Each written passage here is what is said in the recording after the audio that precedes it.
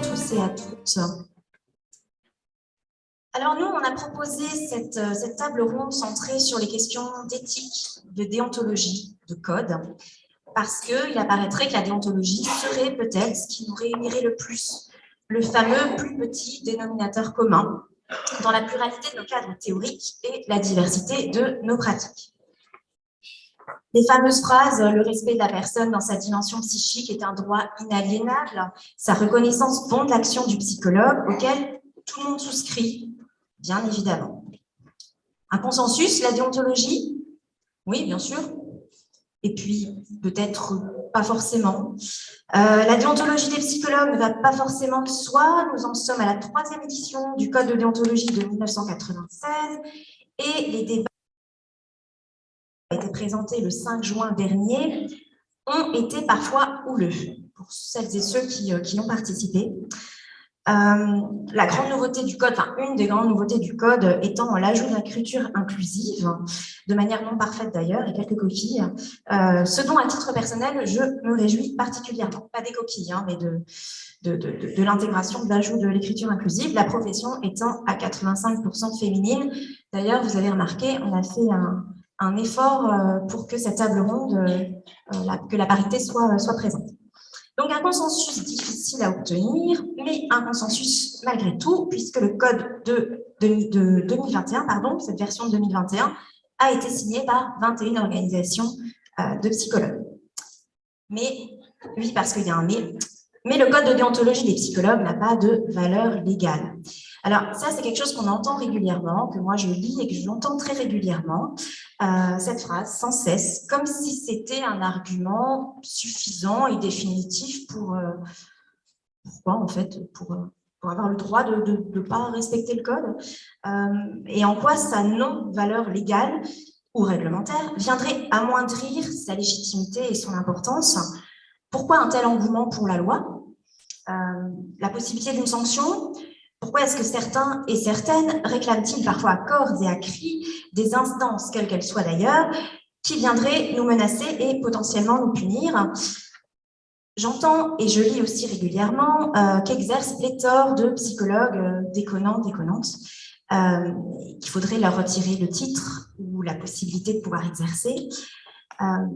Et là aussi, moi, c'est une question que je me pose. D'où vient ce fantasme de purge, de pouvoir appartenir à une profession qui serait pure, exempte de défauts et à la pratique irréprochable? Alors, les psychanalystes qui sont suffisamment nombreux aujourd'hui, peut-être qu'ils auraient des pistes de réflexion par rapport ou d'interprétation pour pouvoir répondre à mes questionnements. En tout cas, moi, ça m'intéresserait. Et si le code de déontologie n'a pas de valeur légale, n'est-il alors qu'un gadget marketing destiné à nous rassurer quant à notre valeur morale?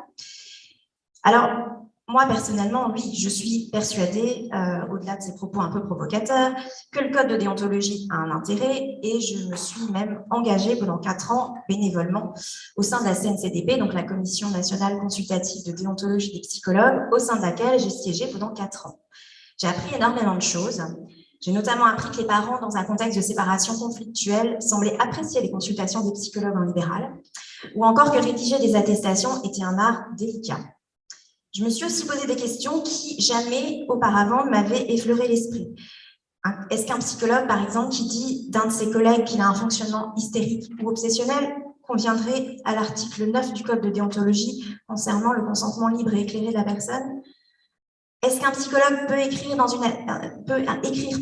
une attestation au sujet d'un père jamais rencontré que ce dernier est un, je cite, pervers narcissique dangereux pour ses enfants? Est-il normal qu'un psychologue adresse des SMS à un ancien patient, une ancienne patiente, lui demandant d'avoir une relation amicale? Un psychologue peut-il accepter d'effectuer le suivi psychologique d'un mineur en demande si l'un de ses parents, voire les deux, s'y oppose?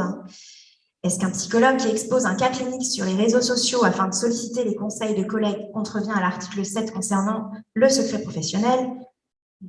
On a des réponses éventuellement à ça, etc., etc. Alors oui, le code de déontologie me semble nécessaire sans pour autant être une fin en soi. Il permet une base de réflexion éthique, une boussole, pour reprendre l'expression d'Alain Létuvier, car en effet, comme le dit le code, la complexité des situations cliniques s'oppose à l'application automatique de règles. Je vais passer la parole à Alain.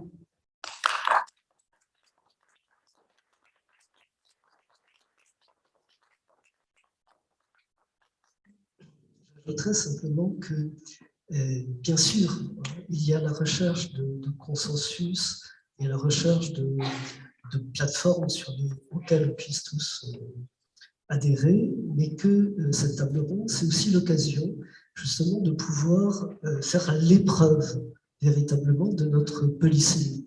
Le fait que nous ne tenons pas tous le même discours, qu'on a des positions différentes, et que c'est précisément ces différences qui peuvent aussi nous rassembler. C'est quelque chose qu'on a dit à d'autres propos, qu'on peut redire aussi. C'est-à-dire que là, c'est la possibilité de se saisir d'une question à laquelle, de toute façon, on n'a pas le choix. Il faut bien qu'on ne peut pas l'éviter. Il faut bien qu'on s'en saisisse d'une manière ou d'une autre, sans saisir, sans avoir peur que nous ne soyons pas tous forcément du même avis, et en faisant ce pari, et ce pari, moi, qui me paraît très important, que nous puissions parler de choses avec lesquelles nous ne serons pas forcément les uns et les autres d'accord, sans que ça nous démotive et sans que ça brise de quelque manière que ce soit la dynamique que nous sommes en train de créer. Alors, par rapport à la déontologie, vous avez vu que ce titre, c'est la déontologie, le code, et puis également l'éthique, que nous avons porté au titre de cette table ronde. Et moi, je rajouterais simplement ceci, que la déontologie relève effectivement souvent d'un code. Il y a quelques années, peut-être qu'on aurait parlé de... Après tout, c'est peut-être quelque chose qu'on peut faire ressurgir. On aurait parlé d'un code d'honneur. Pourquoi pas ne pas faire ressurgir ce vocabulaire un petit peu désuet. Et pour moi, la question qui se pose, c'est de savoir à quoi ça correspond, un code de déontologie. La première idée qui me vient, c'est que c'est une garantie. C'est une garantie que l'on tente de se donner, mais une garantie que l'on donne à qui et pourquoi, c'est-à-dire à qui est-il destiné et à quoi est-il destiné. Et il y a finalement deux options principales. L'une, c'est s'assurer, tout simplement, de manière pragmatique, Recording in progress. Thank you, que les membres de la profession se conduisent, là aussi je vais utiliser un vocabulaire un peu désuet, honorablement. Ou bien, deuxième possibilité, est-ce que le code de déontologie consiste à montrer et à s'assurer de l'honorabilité de la profession? Moi aussi, je vais faire un tout petit peu de provocation. Dans le premier cas, on peut considérer finalement que ça devrait être théoriquement inutile d'avoir à s'assurer de l'honorabilité de l'un ou l'autre, mais que malheureusement, d'une manière pragmatique, eh bien, on se rend bien compte que c'est nécessaire à l'occasion. Dans le second cas, s'il s'agit de fournir une garantie de l'honorabilité d'une profession, on peut se dire qu'il n'y aurait pas besoin de cela. Et en tout cas, on pourrait se dire, c'est en tout cas ma position, que la profession dispose de bien d'autres moyens de garantir son honorabilité que celui-là. Même si, évidemment, ce type de réponse peut très vite provoquer le soupçon que si on ne veut pas se donner la peine de montrer son honorabilité de la sorte, c'est peut-être qu'on a quelque chose à cacher. Mais justement, je crois qu'il faut s'emparer de la chose et montrer que... Donc, moi j'en arrive à cette idée que un code de déontologie, c'est à la fois peut-être inutile et parfaitement nécessaire dans un exercice. Mais à condition peut-être de prendre en compte un autre point. C'est qu'un code de déontologie, aussi bien construit soit-il, ne saurait se substituer à ce qu'on appelle l'éthique, et a fortiori, il ne doit en aucun cas conduire à méconnaître cette dimension de l'éthique, au prétexte que le code permettrait de répondre à tout. Il n'y a pas de problème avec des solutions. Ah non, bien sûr. On parle assez souvent de la question de la médecine, là, on le voit bien. C'est pas parce qu'il y a de la déontologie, par exemple, pour les médecins, que ça évite les problèmes d'éthique. Et on a vu combien, par exemple, les fameux comités d'éthique se multiplient un peu partout, et d'ailleurs ne résolvaient de loin pas toutes les questions qui étaient amenées à leur poser. Alors je parle de l'éthique. Qu'est-ce que c'est? Moi je vous donnerais bien cette définition, hein, très, très simple. L'éthique, c'est finalement ce à quoi chacun a à se référer quand la tentation de trancher une situation conflictuelle que l'on rencontre, selon les règles du bon sens, de la raison, selon les règles de l'usage, quand cette tentation l'emporte. Eh bien, l'éthique, c'est cet effort du praticien pour tenir son cap, je crois, quoi qu'il lui en coûte à lui. Et dans un certain nombre de cas, justement, à contrario de ce que peut être, effectivement, le bon sens déontologique. Simplement, ce que je veux dire par là, c'est que ça me paraît très important de poser cette question de la déontologie, à condition d'y associer cette dimension de l'éthique, qui est précisément peut-être ce qui peut faire la différence de notre profession, toute orientation confondue. Voilà, en quelques mots, on va donner la parole à tous ceux qui sont pressentis, sachant que justement le pari, c'est de faire jouer cette polysémie, de faire jouer les contradictions de manière à les mettre vraiment en avant et que nous puissions nous expliquer. Et jusqu'à présent, on a assez peu donné la parole à la salle. L'idée peut-être aussi de pouvoir faire un peu plus.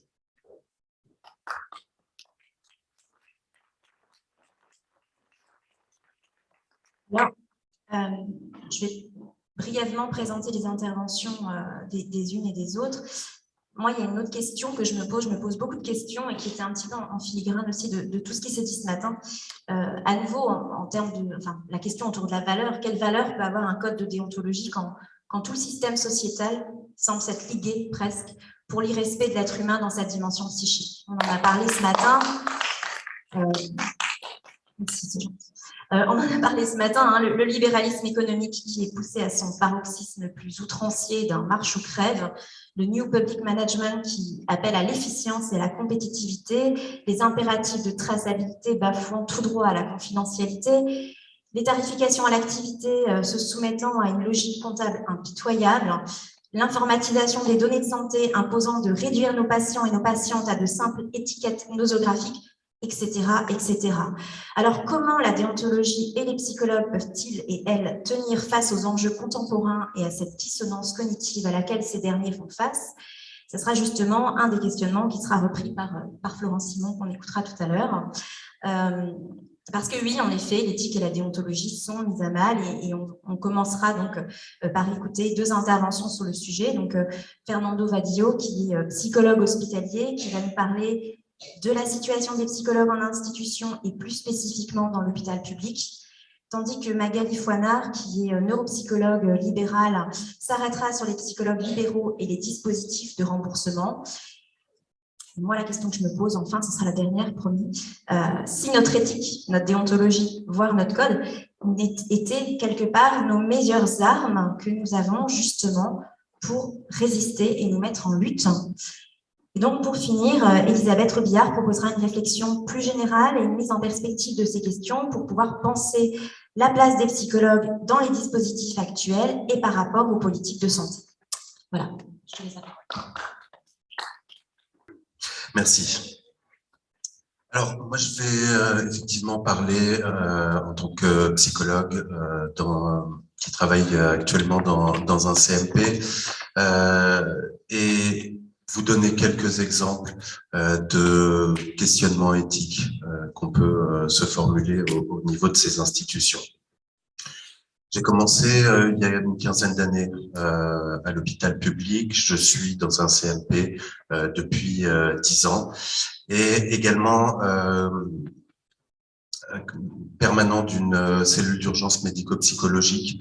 Et donc, je vais vous donner quelques exemples de questionnements qui sont issus de cette double casquette. D'une part, la médecine, enfin la psychologie individuelle, la psychothérapie individuelle et par ailleurs de la gestion d'événements de masse en collaboration avec les SAMU. En plus de 10 ans, j'ai pu assister à la dégradation massive des conditions de travail et d'accueil du public. Tout d'abord, la disparition progressive du personnel médical, pivot central du fonctionnement d'un service hospitalier. Ensuite, l'exode de certaines professions paramédicales, les orthophonistes, les psychomotriciens, maillons essentiels des prises en charge pluridisciplinaires dont ont besoin un grand nombre de patients. Ceux-ci ont préféré, vous le comprendrez, aller s'installer dans le privé pour diverses raisons qu'on ne va pas détailler aujourd'hui. Puis beaucoup plus récemment, la difficulté à pourvoir des postes de psychologue. Et alors ça, c'était une grande surprise. Quand j'ai commencé en 2003, sans publier d'annonce, les directions recevaient 30, 50, 100 candidatures. Aujourd'hui, sur le CMP où je travaille, nous avons plusieurs postes vacants et personne n'y répond. Face à cette réduction du nombre de professionnels qui a pour conséquence l'augmentation des listes d'attente, l'impossibilité d'obtenir un rendez-vous avec un pédopsychiatre, nous sommes invités, plus ou moins cordialement, à changer nos pratiques, à réduire la durée de nos entretiens, à espacer les séances, à proposer éventuellement des prises en charge séquentielles. Qu'est-ce que c'est que ça? En fait, c'est comme il n'y a pas assez de professionnels, on propose 3 mois de psychomotricité, 3 mois d'orthophonie et 3 mois de psy. Allez savoir à quoi ça correspond. Ou encore à choisir les patients qui auront accès aux soins en excluant, par exemple, les troubles neurodéveloppementaux. Parce que vu l'origine de leurs troubles, ni eux, ni leur famille ne souffrent de souffrance psychique. Ces ébauches de non-réflexion qui deviennent des propositions réitérées ou même parfois des injonctions viennent heurter à minima la déontologie, l'éthique et le statut du psychologue exerçant dans la fonction publique hospitalière, voire même les missions de ce type d'unité. Pour rappel, le rôle des CMP, il est défini par arrêté ministériel de 86 comme des unités de coordination et d'accueil en milieu ouvert qui organisent des actions de prévention, de diagnostic, de soins ambulatoires et d'intervention à domicile mises à la disposition de la population. Ils sont également un lieu d'orientation. Leur mission est d'accueillir toute personne en état de souffrance psychique. Nous sommes actuellement face à une catastrophe annoncée. Le nombre de professionnels diminue, les demandes augmentent sans cesse et encore plus dans cette période qui perturbe l'ensemble de ces systèmes sociaux. Et la prudence est de mise, car comme le dit le professeur Carly du SAMU de Paris, la mauvaise gestion d'une catastrophe peut conduire à une crise sanitaire. Dans ce contexte, allons-nous devoir nous diriger vers une psychiatrie de catastrophe sur le modèle de la médecine de catastrophe, avec les psychologues en première ligne, faute de médecins? Mais de quoi s'agit-il? Et quelles sont les questions éthiques qui sont soulevées par la pratique d'une médecine de catastrophe? La catastrophe peut se définir de différentes façons, mais elle résulte forcément d'une disproportion entre les besoins et les moyens disponibles pour y faire face. Elle nécessite le recours au triage lorsque le nombre de patients à traiter dépasse la capacité de soins et permet de déterminer quels patients sont prioritaires et l'ordre dans lequel ils vont être traités et évacués, avec l'objectif de sauver un maximum de personnes. La médecine de catastrophe est une médecine de masse destinée au plus grand nombre et non au plus grave. Son domaine est limité à une approche organisationnelle et logistique au détriment de la nature médicale du problème. Elle s'appuie sur une expérience de plusieurs décennies et sur un questionnement éthique au préalable. Dans son sens médical, le terme de triage apparaît dans les traités français de médecine militaire des années 1880. L'objectif est alors la conservation des effectifs. Il s'agit de soigner d'abord les soldats capables de retourner rapidement au combat, de les catégoriser selon l'urgence et la possibilité de les transporter. Par exemple, lorsque la pénicilline devient disponible, mais en quantité limitée, les forces américaines, il est décidé de l'utiliser pour soigner d'abord les patients atteints de gonorrhée, plutôt que les blessés graves, dont la récupération est plus lente. Bon, je vais vous passer un petit peu l'historique et aller à la conclusion avant qu'on me le demande.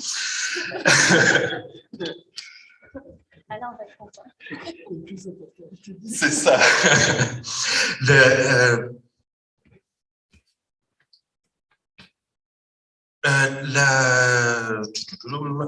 Je vais essayer de reprendre un petit peu pied. Les choix inévitables ne peuvent relever uniquement de la responsabilité des équipes, laissées seules à en assumer la charge. Cela relève d'un débat sociétal, collectif, en dedans comme en dehors du système de soins. Le triage médical, dont j'ai un peu parlé, a été comparé à une éthique du canot de sauvetage, afin de savoir qui doit rester à bord, alors que finalement, la vraie question aurait dû être de savoir combien de canots il fallait mettre par navire. La demande à laquelle sont soumis les CMP d'effectuer un triage des patients, qu'on appelle pudiquement priorisation, tend à masquer d'autres problèmes situés en amont. Ce qui est souvent présenté comme une situation de fait, l'insuffisance de moyens, peut être aussi le résultat de valeurs ou de choix effectués auparavant. Le besoin ou la nécessité de trier peut résulter d'une production sociale, économique ou politique de la rareté. Face à ces faits, qui allons-nous choisir de traiter? Les plus graves, les plus pauvres, en laissant aux psychologues libéraux le soin de ceux qui auront les moyens? Ceux qui ont le plus de chances de s'en sortir? Le choix ne nous appartient pas et doit être, je pense, le fruit d'une réflexion sociétale qui ne précarise ni les patients, quels qu'ils soient, ni les soignants. Merci. Alors, cette intervention, elle s'effectue en réflexion avec mes collègues du M3P, avec Manifeste Psy. La déontologie, c'est la colonne vertébrale de notre exercice professionnel. Elle fait partie intégrante de notre identité professionnelle.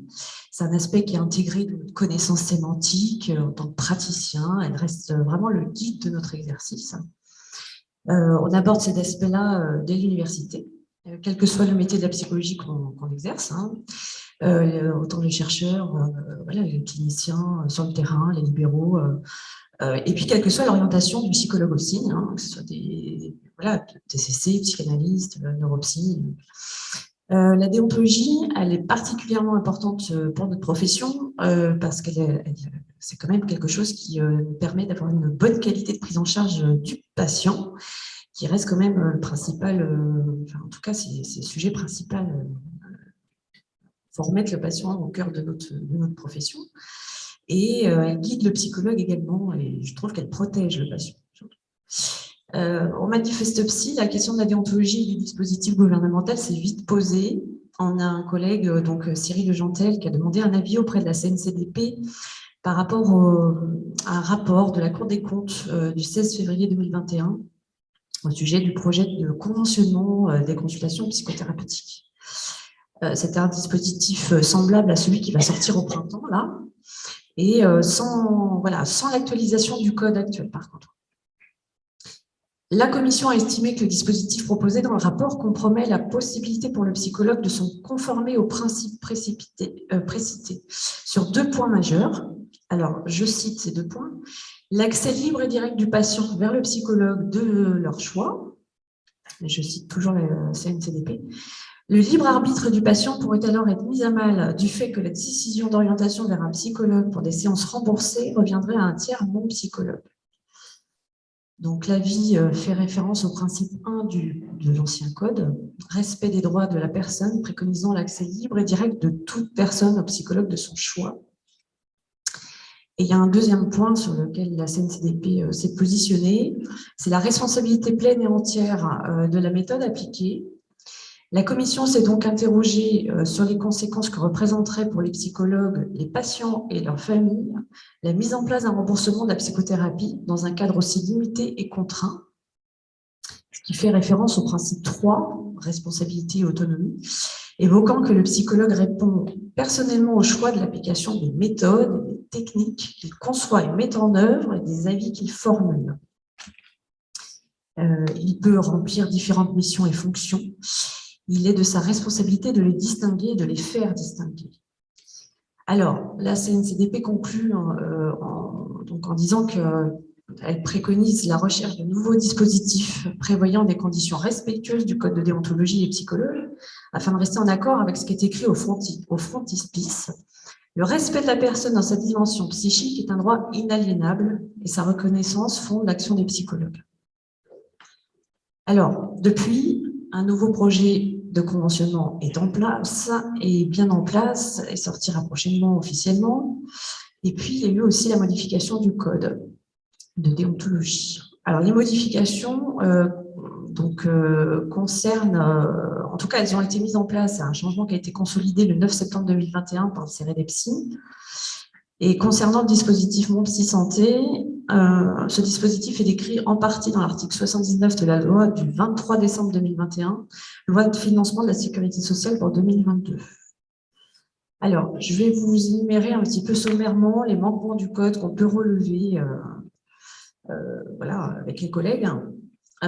Premièrement, un manque de liberté de la personne à consulter directement le psychologue de son choix. Le dispositif contrevient donc au principe 1 du nouveau code. Je l'écourte un peu. Toute personne doit être informée de la possibilité de consulter directement là où le psychologue de son choix. Dans cette nouvelle version, on note l'abandon du terme librement. L'accès direct est toujours spécifié, et puis l'accès libre.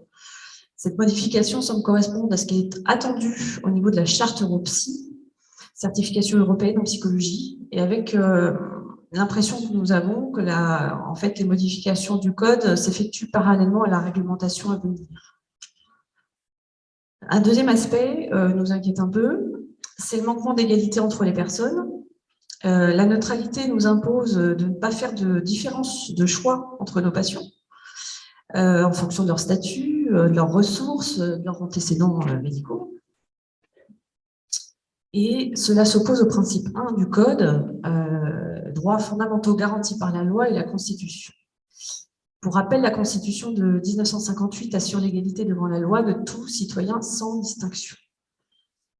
Donc l'argumentaire du gouvernement repose sur l'accès des consultations conventionnées aux personnes officieusement ayant peu de revenus, avec des critères d'inclusion extrêmement nombreux et contraignants, comme l'âge, les antécédents médicaux, le diagnostic, et puis le lieu d'habitation aussi, puisque les psychologues conventionnés seront répartis en fonction des territoires.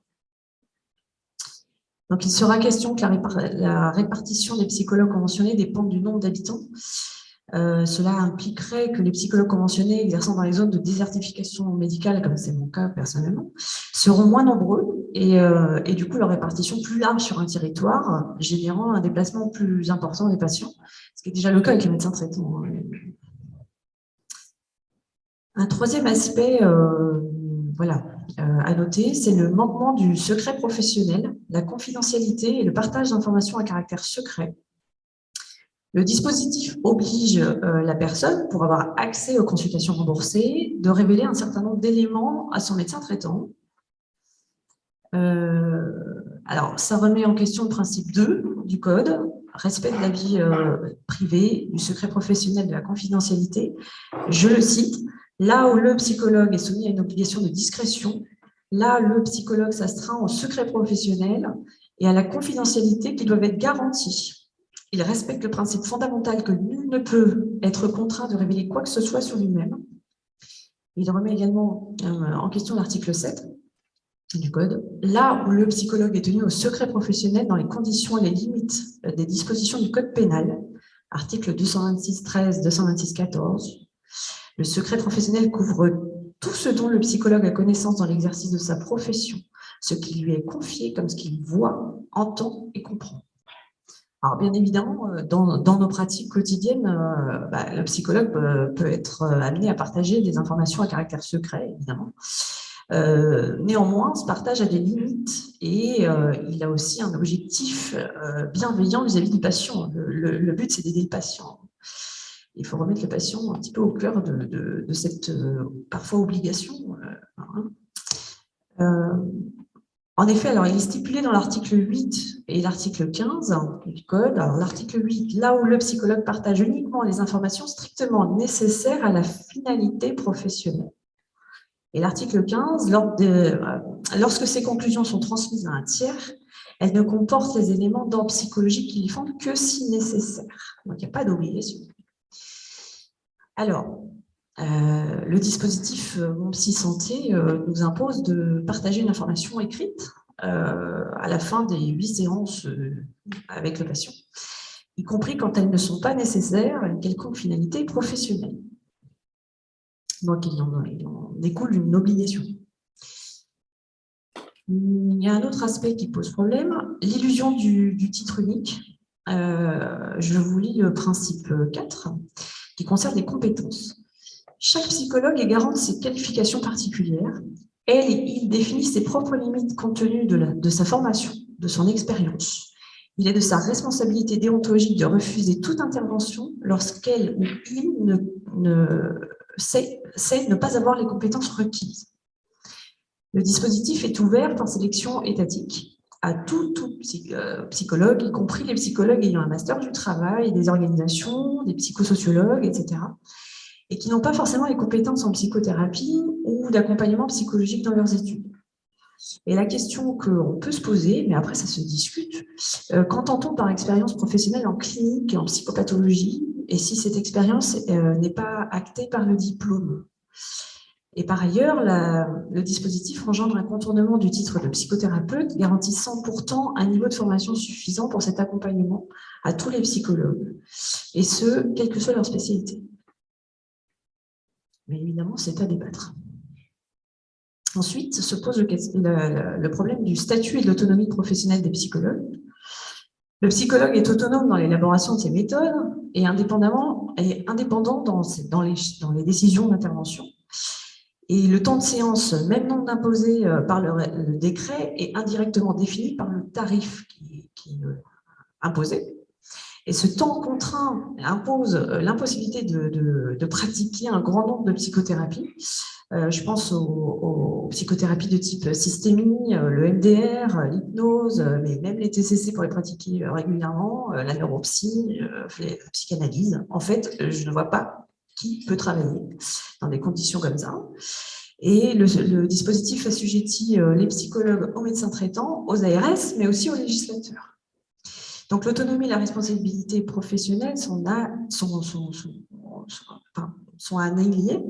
Et le principe 5 du Code nous dit « Là où le psychologue est responsable en toute autonomie du choix et de l'application de ses méthodes d'intervention, des méthodes ou techniques qu'elle ou il conçoit et met en œuvre, il défend la... » C'est là qu'on ne va pas être d'accord, Lisa.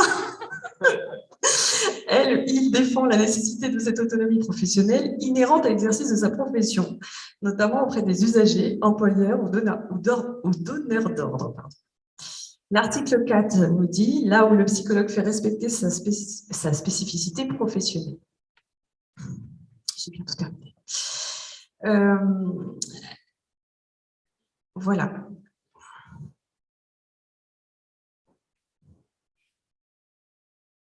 Je me retrouve. Voilà, c'est bon. Et l'article 25 nous dit, là où le psychologue qui exerce en libéral détermine librement ses honoraires avec tact et mesure. Et là, c'est remis en question également. Le dispositif laisse à croire qu'on peut régler les troubles anxieux et dépressifs légers à modérés en quelques séances.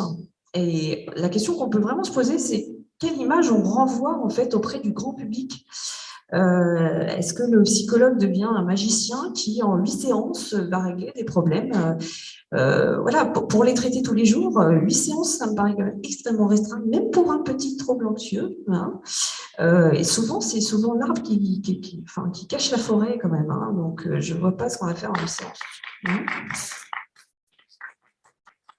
Et c'est vrai que l'inquiétude qu'on peut avoir, c'est se dire, un psychologue qui ne règle pas les problèmes en 8 séances, c'est un mauvais psychologue. Et ça, c'est vraiment ennuyeux.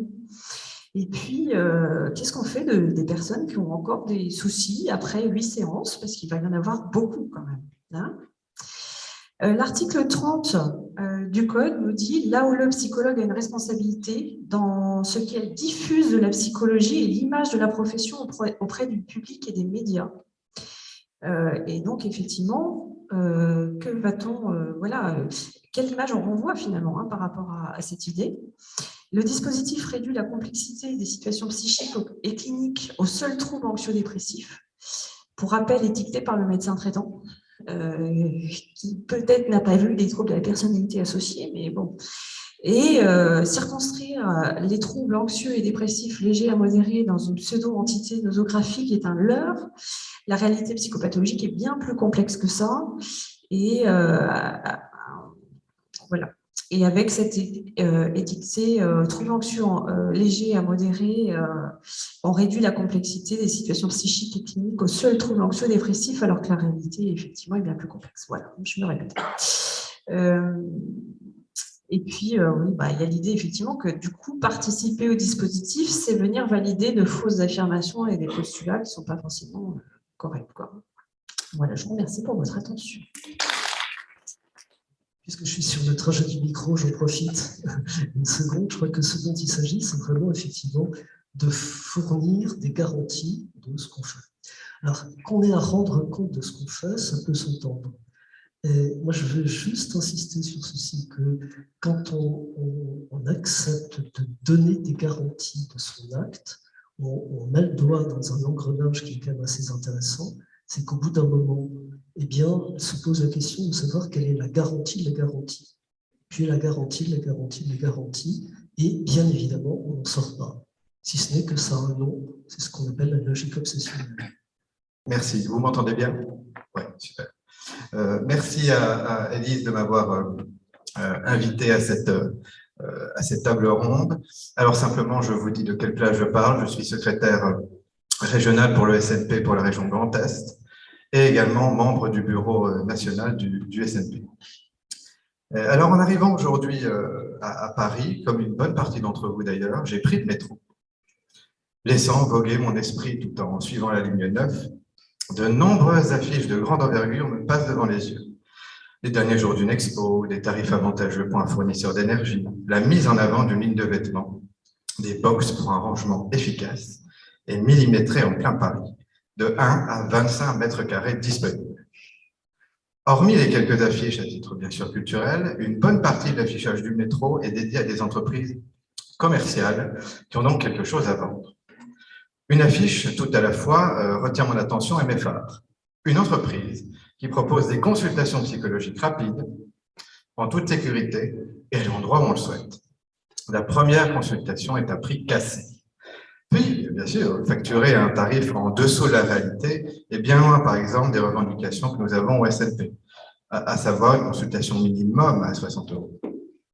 Pire encore, en fonction des périodes, vous avez des codes promo qui vous permettent d'accéder à des prises en charge à plus bas coût. Alors, je ne sais pas si le code promo, c'est dépression 2022 ou je ne sais pas ce que ça peut donner. Je n'ai pas testé. Je vais plus loin. Je me rends donc sur le site internet indiqué. La stupéfaction passée, bien sûr.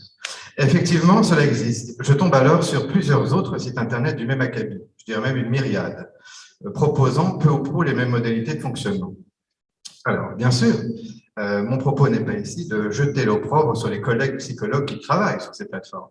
Plateforme, d'ailleurs, un mot décidément bien à la mode en ce moment. Bien sûr, la situation que nous connaissons actuellement, la pandémie, le déploiement de la visio, l'absence de postes de psychologues dans les institutions peut expliquer que certains collègues se retrouvent dans ces dispositifs. Mais je crois qu'il s'agit surtout ici de dénoncer la démarche, une démarche celle de la marchandisation du soin psychique, de l'écoute et par extension de la profession. Et finalement, c'est ici le fameux paradoxe de l'éthique qui trouve tout son sens. Nous sommes, j'ai le sentiment en tant que psychologue, dans une situation de dissonance dans laquelle nous sommes happés et mis en difficulté régulièrement, voire quotidiennement.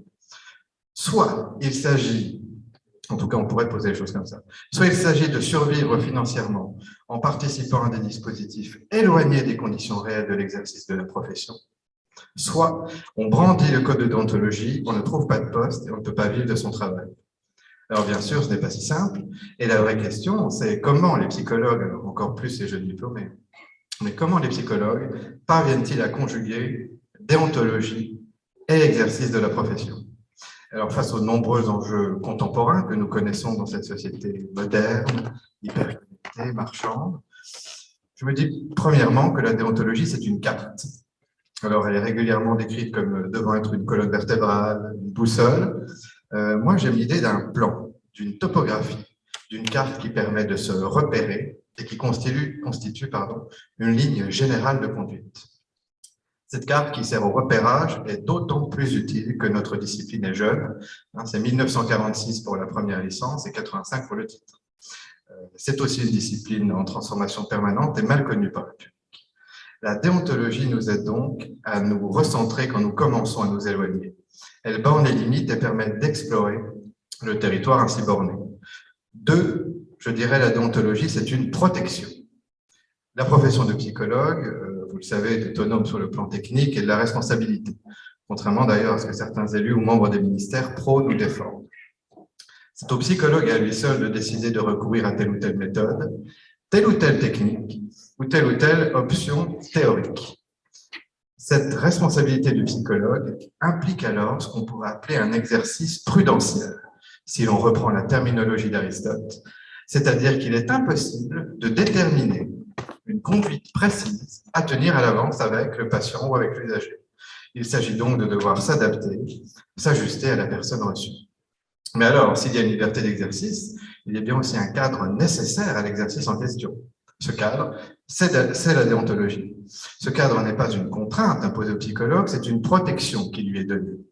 Une protection contre nous-mêmes, une protection contre nos défaillances potentielles qui peuvent à tout moment, et ça peut arriver, apparaître. Et contrairement à ce que l'on peut parfois entendre, je crois que le code de déontologie ne doit pas servir une certaine forme de répression envers des professionnels, mais bien se situer du côté de la pédagogie et du soutien des professionnels. Et d'ailleurs, je dis que le code de déontologie est une protection contre nous-mêmes, certes, mais c'est surtout, et au départ, une protection pour le public, pour les patients et pour les usagers. C'est vraiment sa fonction première. Et je dirais, troisième point, la déontologie, c'est un ciment pour la profession.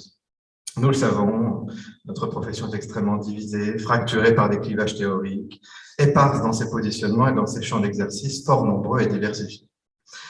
Le problème de la division est ancien et profond. D'ailleurs, en réalité, la tenue de ce forum aujourd'hui est bien la preuve d'une lutte contre nous-mêmes et contre notre tendance à la division et à l'éparpillement. Mais s'il faut trouver une manière de se rassembler, s'il faut chercher ce qui pourrait permettre de nous unir, de converger, c'est peut-être en se focalisant et en se regroupant autour des 2 plus petits dénominateurs communs que nous partageons toutes et tous, le titre de psychologue et le code de déontologie, car ce sont finalement ce qui fonde notre appartenance commune. D'ailleurs, le Sœurs et des Psys, construire ensemble la réglementation de la déontologie du psychologue, en ce sens, en est une preuve éclatante. Vous avez quand même, il faut le noter, une vingtaine d'organisations de psychologues, oui, des psychologues, qui acceptent de se mettre autour de la même table pour discuter ensemble de la déontologie. Preuve s'il en est de la force de rassemblement inhérente à cette dernière. Le CEREDEPSI a d'ailleurs mis en avant la nécessité d'une instance qui représente les psychologues, mais qui ne soit pas une instance ordinale ou présentée sous la forme d'un ordre. Si finalement je résume, la déontologie, c'est une carte. La déontologie, c'est une protection. La déontologie, c'est un ciment pour la profession. Alors, que doit-on faire Faut-il ériger la déontologie comme un totem, s'y arrimer définitivement et défendre une interprétation rigoriste, implacable? Ou faut-il au contraire considérer la déontologie comme souple, nécessitant des adaptations face au réel et face aux enjeux contemporains? Alors bien sûr, je n'ai pas de réponse, mais peut-être une proposition. En relisant dernièrement Barbara Cassin, qui est une philologue et une philosophe, au sein d'un de ses ouvrages sur la traduction, qui se nomme « Éloge de la traduction, compliquer l'universel », elle y évoque une distinction que j'ai trouvée intéressante, à opérer entre ce qu'elle appelle le Global English, c'est-à-dire une forme pratique de la langue, qui n'est basée que sur la communication pragmatique, et de l'autre côté, elle distingue la langue anglaise elle-même, par exemple, qui est, comme toutes les langues, lestée par une culture et une histoire qui lui donne de l'épaisseur. Finalement, ne doit-on pas recourir à cette même métaphore pour l'exercice de la profession? De la même manière que le Global English détourne la langue pour n'en privilégier que la fonction pragmatique et communicationnelle.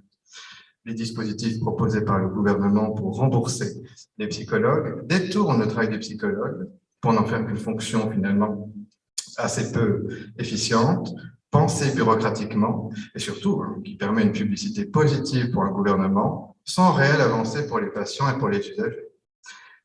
Finalement, de la même manière que l'histoire et la culture sous-tendent et lestent chaque langue, peut-être la déontologie doit-elle lester et donner de l'épaisseur à l'exercice de la profession et à toutes les interventions du psychologue. Peut-être la déontologie doit-elle colorer, infiltrer l'ensemble des actes et des positionnements du psychologue, d'autant plus quand il s'agit des dispositifs proposés actuellement par le gouvernement. Je terminerai peut-être cette intervention en évoquant, et il a déjà été évoqué à de nombreuses reprises, le premier paragraphe qui introduit les principes généraux du Code de déontologie. Car il montre bien, à mon sens, en quoi la déontologie n'a de sens que dans un processus de pensée et une pratique prudentielle, à nouveau au sens d'Aristote.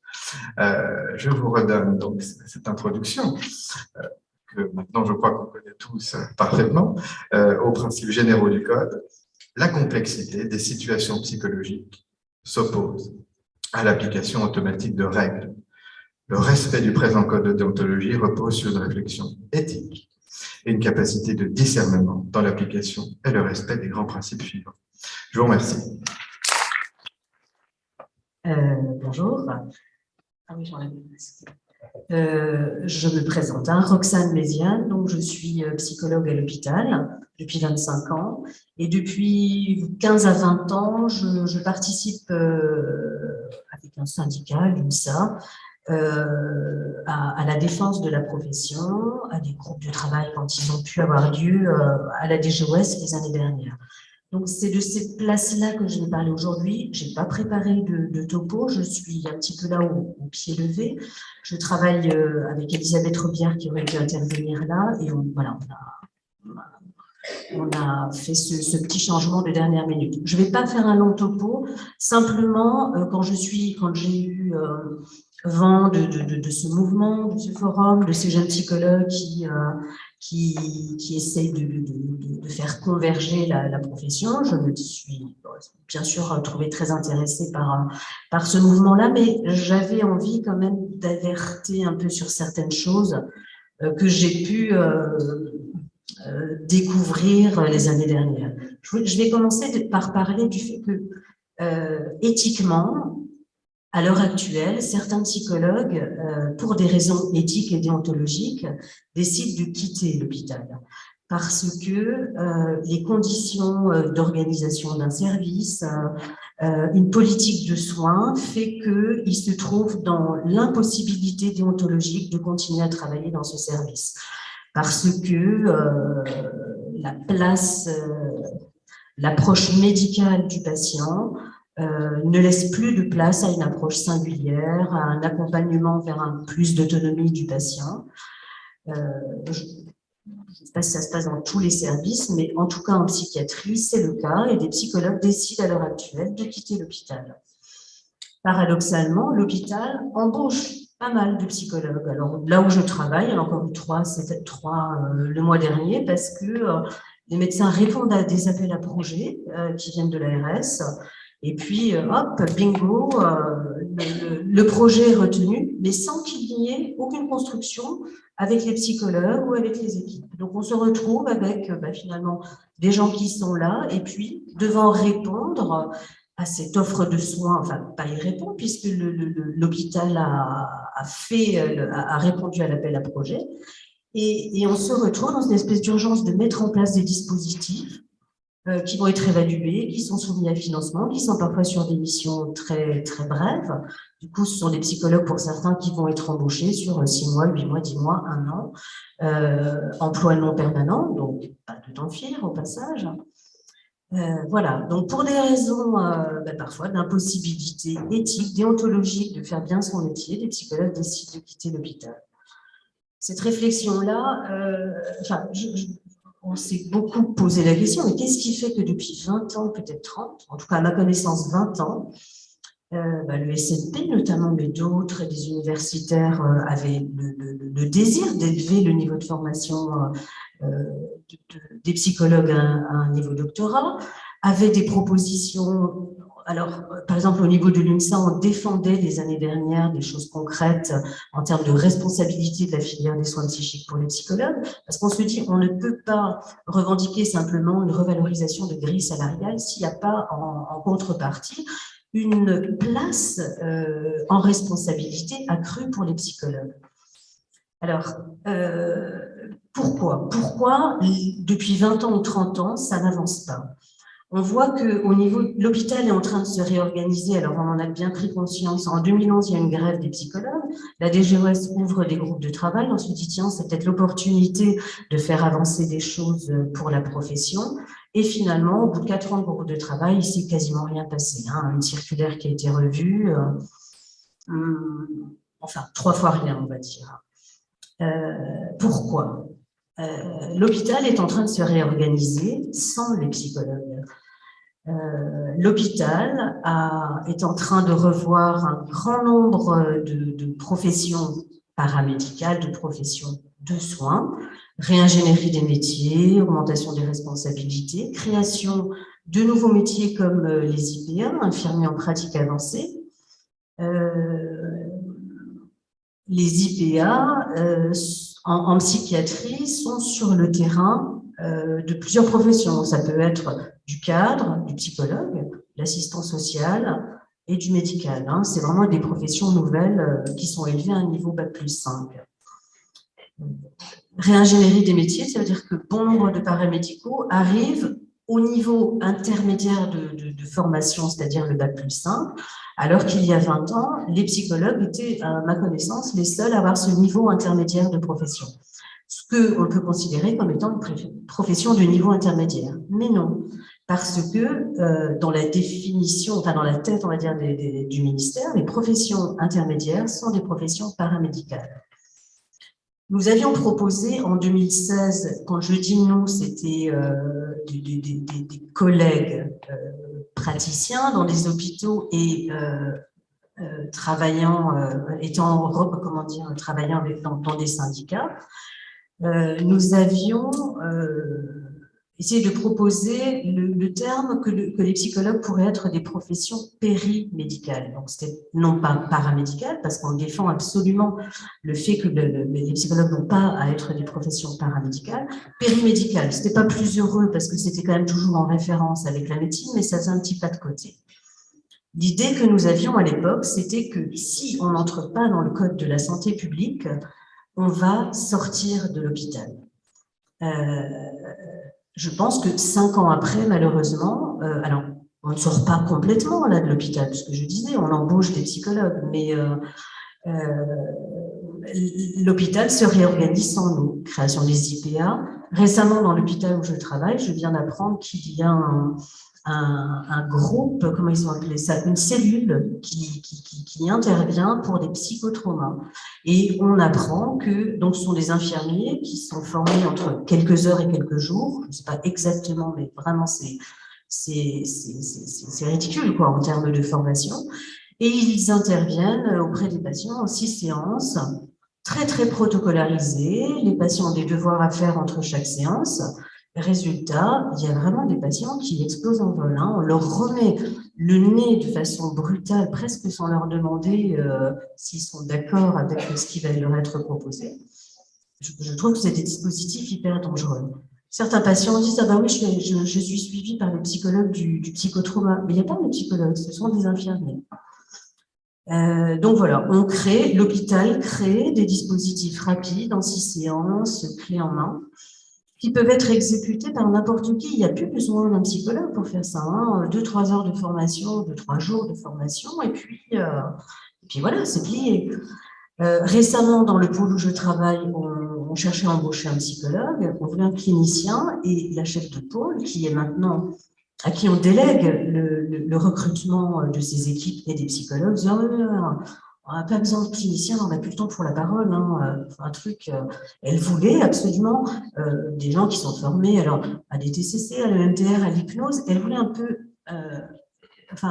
c'est-à-dire, quid du titre? Qu'est-ce que c'est la formation de psychologue quand finalement on veut juste quelques petites casquettes en plus qui peuvent se faire en pas longtemps, dans des formations assez courtes.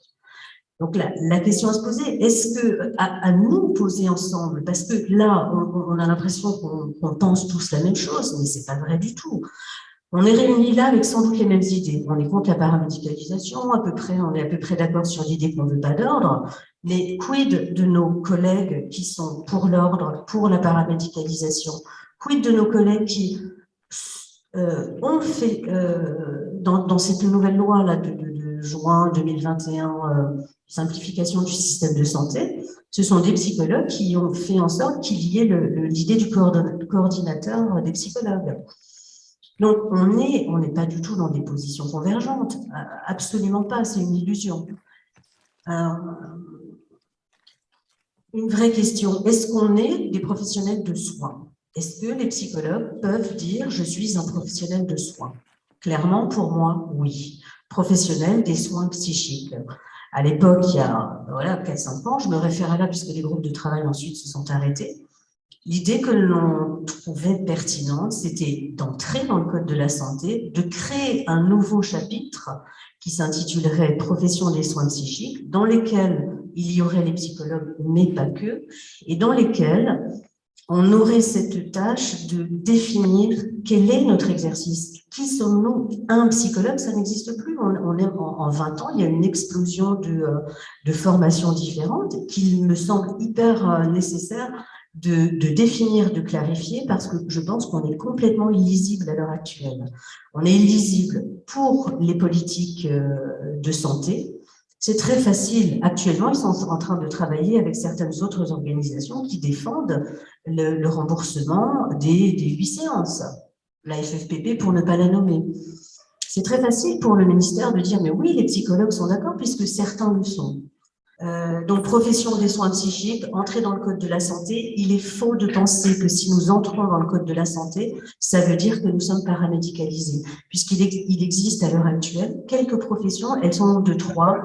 Alors, il y a les aumôniers hospitaliers, il y a des physiciens qui sont responsables de la maintenance des machines IRM et scanners. Il y a une autre profession que je ne retiens jamais, qui sont dans le Code de la santé, mais qui ne sont pas des paramédicaux pour autant. Donc, il y a vraiment des questions à réfléchir, à se poser et surtout ne pas les éviter. Voilà. On est en train on est dans un moment où la psychologie est en train d'être médicalisée. Il faut qu'on réfléchisse à des propositions. L'entre-soi n'est pas suffisant. Et les propositions, évidemment, du côté des politiques. Il faut travailler avec les politiques, c'est-à-dire être hyper au courant des textes de loi et rédiger en disant là, on n'est pas d'accord, mais il faut faire des propositions écrites. Voilà. Merci Roxane, Médiane. Voilà. Désolée d'avoir écorché. Non, je ne peux pas le savoir, effectivement. Alors, on avait souhaité avec Alain pouvoir donner un petit peu la parole à la salle en présentiel et en virtuel, entre guillemets, mais qui sont bien présents, parce que l'on n'a pas eu l'occasion de le faire jusqu'à présent dans la journée, donc ça me semblait un petit peu important de pouvoir le faire. Je ne sais pas si tu veux... Ouais. Est-ce qu'il y a On va donner la parole, donc on va faire circuler le micro. En attendant les demandes de parole, Moi, je dirais bien une horreur, très vite. Il me semble que finalement, on arrive à cette idée.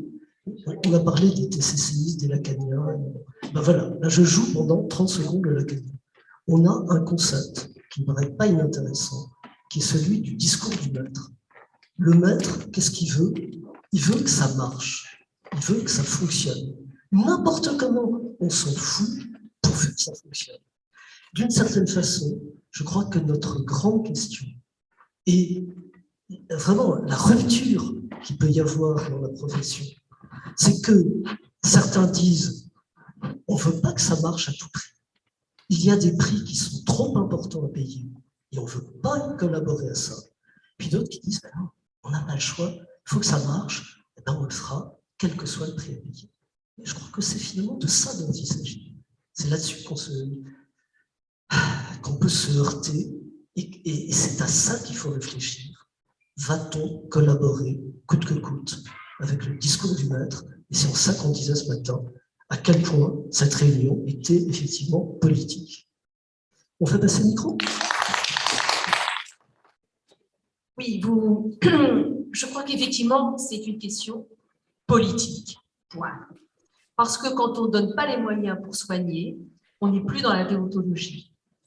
Ce que je veux dire, c'est que l'expérience que j'ai dans mon institution au CAMS, c'est que les réunions de synthèse, on les passe à trier les enfants. Et qu'on fait même appel à des cabinets d'éthique privés pour aider les équipes à choisir les critères de sélection et de priorité. Où on en est là? C'est évidemment la politique, ce sont les gouvernants qui donnent ces conditions-là de travail et qui imposent ces conditions-là de travail aux psychologues. Et moi, j'ai dit, ce n'est pas mon métier de trier, donc je refuse. Je dis non, je désobéis, je dis non, je refuse, ce n'est pas mon métier de trier les enfants. Mais on nous met dans ces conditions-là. Donc, c'est évidemment un problème politique. Voilà. Deuxièmement, quand on vous dit parler de que nous ne sommes pas visibles, là aussi, c'est une question politique. Qu'on soit péri, para ou dedans, j'en sais rien, on veut nous invisibiliser. Les psychologues, nous sommes le verrou justement d'un espace de liberté de la parole. Et on sait bien que les politiques actuellement, quand je dis les politiques, c'est les gouvernements, le gouvernement actuel notamment, évidemment ceux qui l'ont précédé aussi, mais le gouvernement actuel ne veut pas de parole libre. On est dans une parole contrôlée, dans des pratiques contrôlées, parce qu'on ne veut pas un individu qui pense, on ne veut pas un individu libre, émancipé, et on veut un homo economicus qui se soumet aux lois du marché. Donc, quelle que soit notre appartenance dedans, dehors, je ne sais où, on ne veut pas de psychologue parce que ce qui fait, pour moi, la beauté de ce métier, l'intérêt de ce métier, le désir de faire ce métier, c'est bien justement de préserver cet espace de liberté de la parole du sujet, sans jugement, cet accueil inconditionnel de la souffrance de l'autre.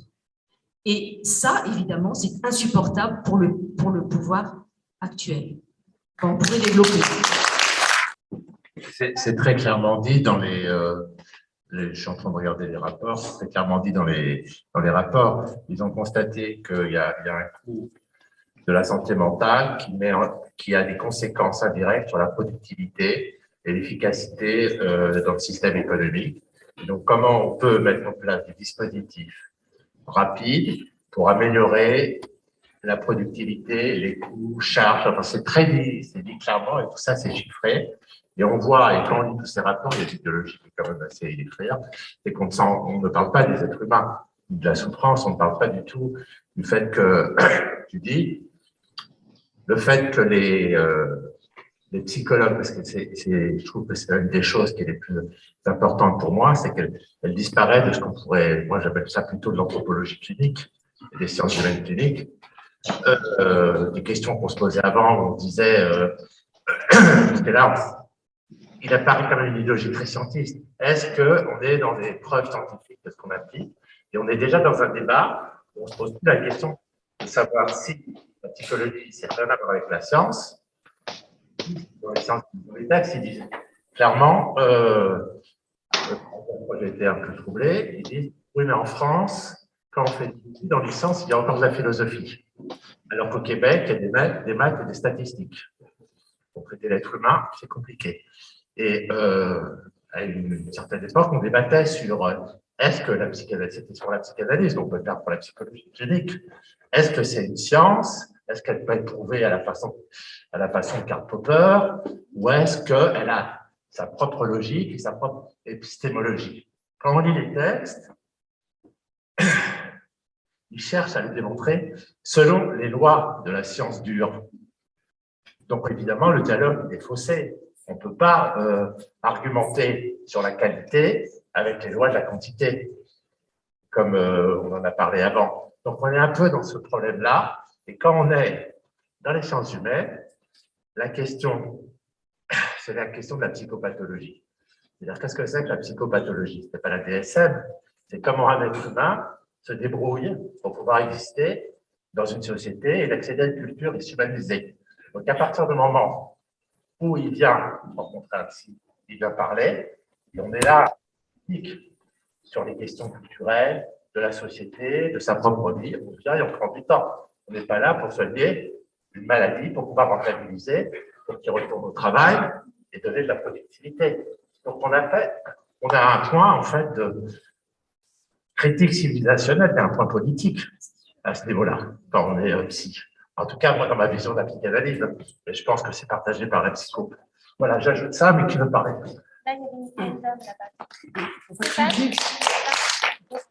Oui, merci. Juste pour rebondir par rapport à ce qui vient d'être dit, en effet, dans le rapport de l'IGAS, ils reviennent sur le coût des arrêts de travail et de la prise en charge psychologique des arrêts de travail pour burn-out, mais à aucun moment ils n'interrogent le fonctionnement du travail.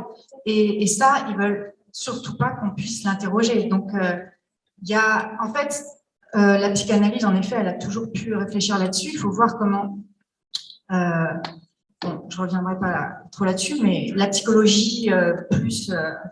certains types de psychologie ont pu être utilisés par des pouvoirs très totalitaires qui ne questionnent pas du tout l'usage qu'il fait.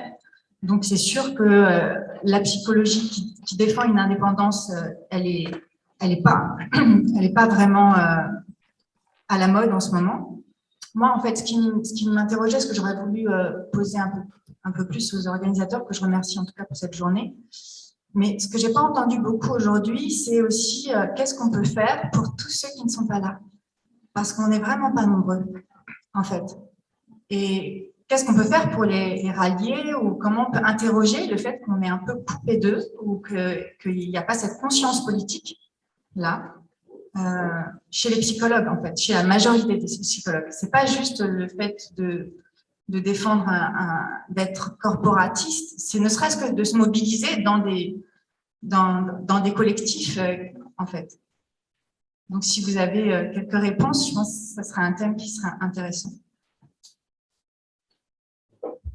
Merci. Je vais juste dire 2-3 mots. Je pense que ces réflexions-là ne sont pas l'exclusivité de la psychanalyse. La preuve, s'il y a besoin, on est de la présence de Magali ici, qui est neuropsychologue qui pratique les TCC, et moi-même qui suis d'orientation intégrative. D'une part, effectivement, je vous rejoins, je pense que les psychologues peuvent complètement être instrumentalisés, et ça, c'est un risque vraiment à prendre en compte. Et alors, c'est vrai que sur le quoi faire, je pense que ça va être la suite, en fait. C'est une bonne transition. Voilà, alors c'est vrai que bon, moi, je reviens juste un petit peu sur quoi faire pour atteindre ceux qui ne sont pas là. C'est vrai qu'au niveau du manifeste psy, comme je ne sais plus si c'est Frédéric ou Camille qui l'ont dit ce matin, c'était Camille, c'est vrai qu'on avait lancé plusieurs campagnes, notamment une campagne de SMS pour communiquer avec tous les psychologues libéraux, parce que voilà, c'était l'objectif du manifeste psy. Alors, ça a été plutôt bien perçu, d'ailleurs, d'une manière générale. C'est vrai que moi, je suis psychologue hospitalière et voilà, on est dans le centre hospitalier, on est 30 psychologues, ce qui est quand même pas mal. Et c'est vrai qu'aux réunions de collège, on est 5, 6, 3. Bon, voilà. Donc, voilà. Après, c'est vrai qu'on a aussi la charge de travail qui est importante, etc., etc. Hein. Enfin, bon, il y a plein de choses qui s'expliquent, mais oui, j'espère que justement les tables rondes suivantes pourront répondre à ces questions. Et très rapidement, je voudrais juste rebondir sur votre question qui me paraît centrale. C'est-à-dire qu'il y avait en principe 2795 inscriptions. Or, manifestement, nous voyons que nous sommes beaucoup moins nombreux cet après-midi. Je ne sais pas au niveau Zoom, au niveau YouTube, Christian le dira. 150 Zoom, 300 YouTube. Alors, 150 Zoom, 300 YouTube. Donc, manifestement, il y a, je dirais, une chute, je dirais, de la participation. Donc, je pense que nous avons quand même à nous interroger là-dessus pour la suite de nos actions. Le deuxième point que je voudrais évoquer, les trois, je vais aller très vite, le deuxième point, c'est qu'effectivement, nous avons repris beaucoup d'analyses critiques de la situation. Et c'est le troisième point, c'est-à-dire qu'en 2003, moi j'ai été chargé d'un rapport de mission par le ministère Mattei, qui voulait déjà répondre à la question, à savoir, on était en 2003, puisqu'en 2012, 40% des pédopsychiatres et des psychiatres partiront à la retraite, qu'est-ce qu'il faut faire? Et la réponse, il y avait un groupe de travail, j'ai participé, j'ai été chargé du rapport, la réponse était, est-ce qu'on prend des médecins généralistes?